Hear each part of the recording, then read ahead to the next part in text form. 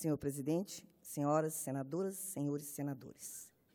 Venho hoje a essa tribuna para enaltecer os 30 anos do Sistema Único de Saúde, o SUS, concebido na ocasião da promulgação da Constituição Federal de 1988.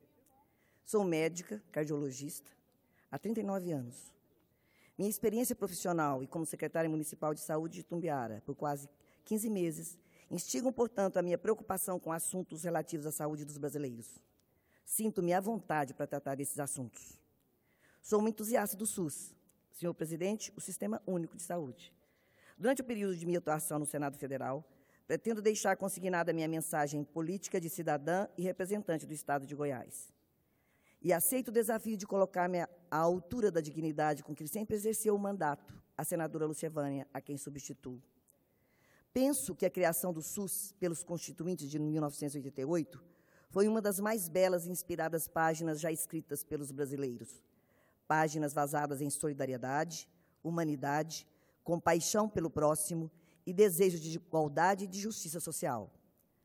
A Lei número 8.080, também conhecida por Lei Orgânica da Saúde, regulamentou e deu efetividade ao comando constitucional que inaugurou o atendimento universal à saúde como direito do cidadão e dever do Estado.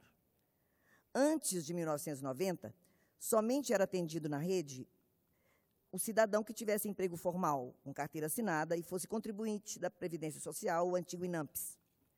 Quem fosse muito pobre e não tivesse carteira de trabalho assinada, tinha apenas a opção de ser atendido pela caridade das Santas Casas de Misericórdia, que existem, felizmente, até hoje. Depois de 1990, com a universalização do atendimento pelo sistema público e pela rede privada conveniada ao SUS, qualquer pessoa, pobre, rica, remediada, empregada, desempregada, trabalhadora por conta própria, assalariada do mercado informal, até mesmo um morador de rua, todos, absolutamente todos, têm direito de ser atendidos. Não pagam consultas nem taxas. O custo do sistema é financiado pelos tributos gerais, arrecadados pelo Estado, por recursos orçamentários. Há vários pontos que poderiam ser abordados com o objetivo de sustentar e de melhorar o atendimento do SUS. Um deles, que lembro agora de passagem, é a ideia de criar uma carreira de médicos de Estado. Esta é uma ideia que tem o apoio do Conselho Federal de Medicina, e é excelente. Seria a melhor forma, talvez a única, de incentivar a ida de médicos para o interior do Brasil, de médicos brasileiros, também para as periferias das grandes cidades. Entre tantos problemas enfrentados pelo SUS e entre tantas ideias para melhor estruturar, financiar e gerir o sistema público e universal de saúde, eu quero hoje me ater a uma questão bem específica. É uma questão que parece ser menor, mas que tem o poder decisivo de recuperar a qualidade e a quantidade do atendimento. Refiro-me, senhor presidente, a defasagem dos valores pagos pelo SUS aos prestadores conveniados, com base na chamada tabela do SUS. O nome completo do instrumento é Tabela de Procedimentos Médicos, Órteses, Próteses e Materiais Especiais. Este é o nome completo. A tabela foi criada em 2007, por portaria do Ministério da Saúde. Na época, substituiu e unificou outras tabelas existentes para remuneração de serviços prestados no âmbito do SUS. Faz 11 anos. Isto é, desde 2007, quando foi criada e tornou-se vigente, a tabela do SUS não é corrigida monetariamente. Ora, a taxa de inflação acumulada de 2007 a julho de 2018 foi de aproximadamente 95%. Pode-se dizer, então, arredondando apenas um pouco para cima, que nos últimos 11 anos, os preços gerais na economia brasileira dobraram de valor. O cálculo foi feito com base no IPCA, do IBGE, Índice de Preços, que é usado para a formulação de política monetária do Banco Central. Pois muito bem, senhor presidente, ao longo desses últimos 11 anos, fizeram-se ajustes de valores em alguns procedimentos médicos da tabela, poucos procedimentos, na verdade, ajustes normalmente insuficientes e erráticos, resultando, inclusive, em bagunça e desalinhamento de preços relativos. Procedimentos complexos, por vezes, ficaram mais baratos do que procedimentos mais simples. Por exemplo, uma cesárea, hoje, se paga R$ 150 para o médico e R$ 395 para o hospital. Um infarto agudo do miocárdio se paga R$ 116 para o médico, não por dia, mas por todos os dias do paciente internado, e R$ 471 para o hospital.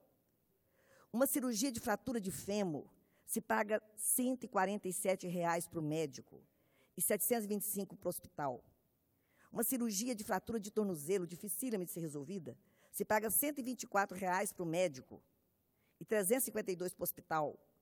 Uma cirurgia de joelho se paga R$ 115 para o médico e R$ 252 para o hospital. Urge, portanto, um ajuste geral de valores da tabela. Mas este problema ficará, não tenho dúvida, infelizmente, relegado para a decisão do próximo presidente da República. A crise financeira das Santas Casas de Misericórdia, por exemplo, às quais fiz menção no começo dessa fala, crise fartamente noticiada pela imprensa, atesta a necessidade premente do reajustamento da tabela do SUS.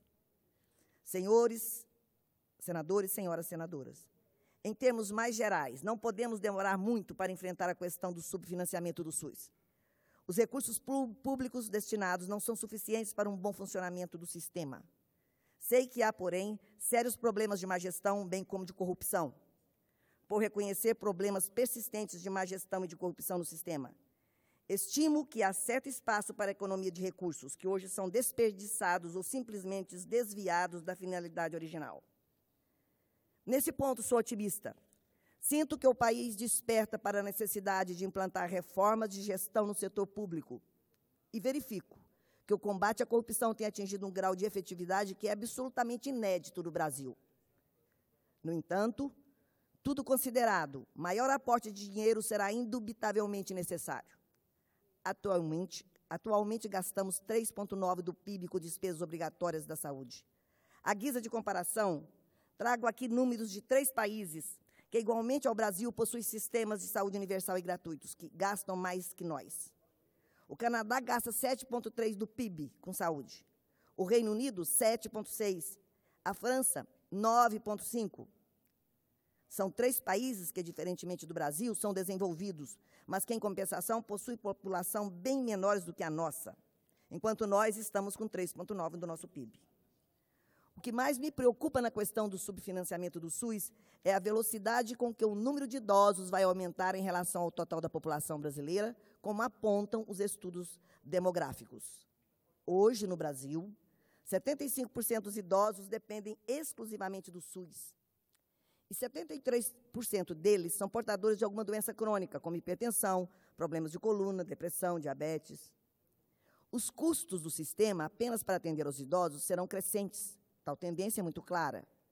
Digo, senhor presidente, para terminar, que o país passa atualmente por enorme crise fiscal.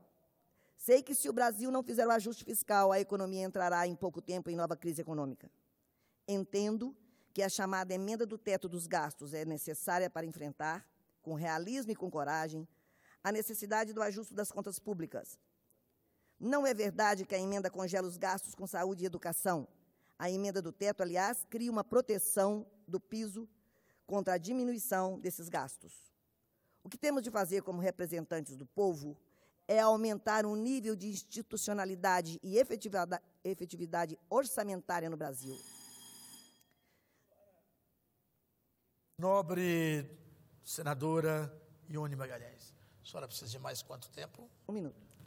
Tranquilo, vou dar para a senhora mais 3 minutos, para a senhora ficar à vontade. Muito obrigada, senhor presidente. Deixar de fazer de conta que existem recursos inesgotáveis. Eles não existem. Devemos, sim, exercer a nossa nobre e precípua função de discutir o orçamento e aumentar gastos necessários ao mesmo tempo em que diminuímos os desnecessários e perdulários. Governar não é só gastar, é também economizar. Devemos cortar o que deve ser cortado. Devemos descontinuar as despesas que devem ser descontinuadas, acabando com programas públicos que não produzem resultado nenhum para a população. E há muitos desses. E devemos aumentar, tão logo que possível, e não podemos esperar muito mais tempo para isso, os recursos necessários ao bom funcionamento do SUS. O SUS, sim, é prioridade. Não podemos deixar, senhor presidente, senhoras e senhores senadores, que este sonho do Brasil, que se tornou realidade, em favor do atendimento universal e gratuito de saúde de todos os cidadãos, sem qualquer distinção, esmoreça e defina. Era o que eu tinha a dizer, senhor presidente. Muito obrigada.